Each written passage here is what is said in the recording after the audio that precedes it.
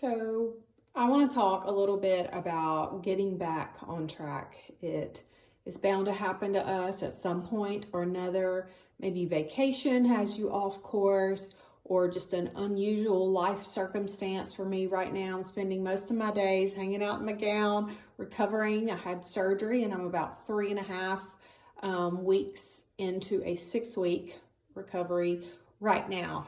And so, in the beginning, it was very hard to just jump back in. And while I'm blessed for good friends and food and all of those things, my nutrition was not perfect, but I gave myself grace. And when I was ready to get back in, I didn't want to overwhelm myself. So maybe you're there right now. I want to encourage you to focus on one thing at a time.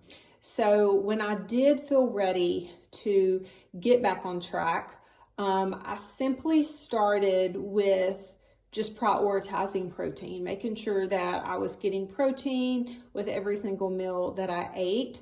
I was also focusing on my water intake because we know how important that is in general with healing. And so if that is you, if you're like, I'm ready to get back on track, I'm ready to feel my best again, start with your water intake and then we can build on that, okay? So you're always prioritizing protein, but maybe your next step is to get a few steps in. I'm not there right now, but if you're not recovering, that's a great small bite-sized goal. Maybe you don't want to jump into the workouts, so go get some steps in.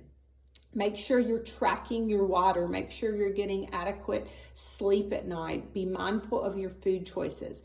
And then the next week, maybe you do feel like tracking your macros. And if you'll give yourself grace and do this at a slow and steady pace, you're not going to be overwhelmed. We're not going to have the added stress, which could affect our ability to burn fat and sleep, so many other things. So choose 1 or 2 things to focus on and add to that every few days. And before you know it, you're going to be back on track.